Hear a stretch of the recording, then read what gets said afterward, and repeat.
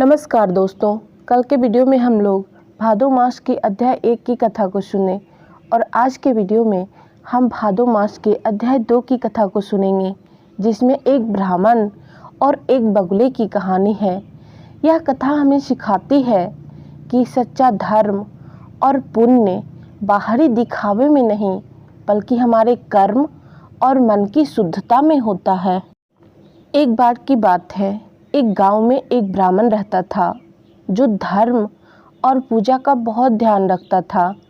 एक दिन वह जंगल में तपस्या करने गया। वहीं बगुला जो वहां रहता था अचानक ब्राह्मण के चेहरे पर बाढ़ कर बैठा। यह देखकर ब्राह्मण को बगुले पर बहुत गुस्सा आया और उसने क्रोध में आकर बगुले को श्राप दे दिया कि वह राख बन जाए। ब्राह्मण के श्राप से बगुला असल में राख की डली बन गया और मर गया। तब ब्राह्मण को एहसास हुआ कि उसने अपना क्रोध नियंत्रित न कर बहुत गलत किया है। तभी आकाश से आवाज़ आई कि उसे एक धर्मात्मा चंडाल के पास जाना चाहिए, जो उसे सच्चा धर्म समझाएगा। ब्राह्मण उस चंडाल के घर गया और देखा कि वह अपनी माता पिता की पूरी सेवा निष्ठा से करता है। सर्दी में उन्हें स्नान कराता, अंगीठी जलाता और हर तरह से उनका ध्यान रखता था। यह देखकर ब्राह्मण को समझ आया कि धर्म जन्म से नहीं, कर्म से होता है।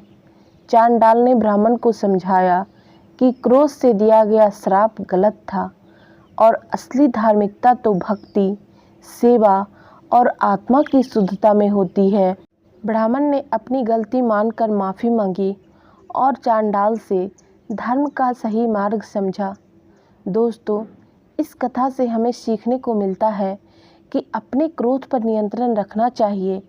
किसी को भी बिना वजह दोष न देना चाहिए।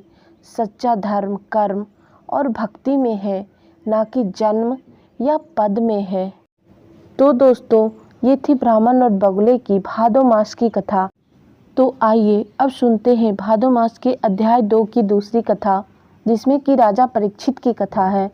राजा परीक्षित, जिन्होंने अपने राज्य में धर्म और अधर्म के बीच संतुलन बनाए रखने का संकल्प लिया था, उन्होंने गुरु सुखदेव से भादो मास की कथा सुनी। गुरु जी ने बताया कि इस मास में भगवान विष्णु की भक्ति से जीवन में सभी दुख दूर होते हैं। राजा परीक्षित ने घोषणा की कि वे इस मास की पूरी निष्ठा से व्रत करेंगे और समाज में सत्कर्मों को बढ़ावा देंगे। दोस्तों, कहानी हमें सिखाती है, चाहे कोई भी काल आए, धर्म का पालन करना सबसे ज़रूरी है। भादो मास में सामूहिक पूजा, सत्संग और व्रत से मनुष्यों को आध्यात्मिक शक्ति मिलती है और वह अपने परिवार एवं समाज के कल्याण के लिए प्रेरित होता है। तो दोस्तों, भादो मास की ये दोनों कहानी आपको कैसी लगी, कमेंट करके ज़रूर बताइएगा। वीडियो पसंद आया हो तो वीडियो को लाइक कर दीजिएगा और हमारे चैनल से जुड़ने के लिए हमारे चैनल को सब्सक्राइब करके अपना सपोर्ट ज़रूर दीजिएगा, क्योंकि इस चैनल पे आपको प्रतिदिन सारे व्रत कथाओं की वीडियो मिलेगी और अध्याय 3 की कथा हम कल के वीडियो में सुनेंगे।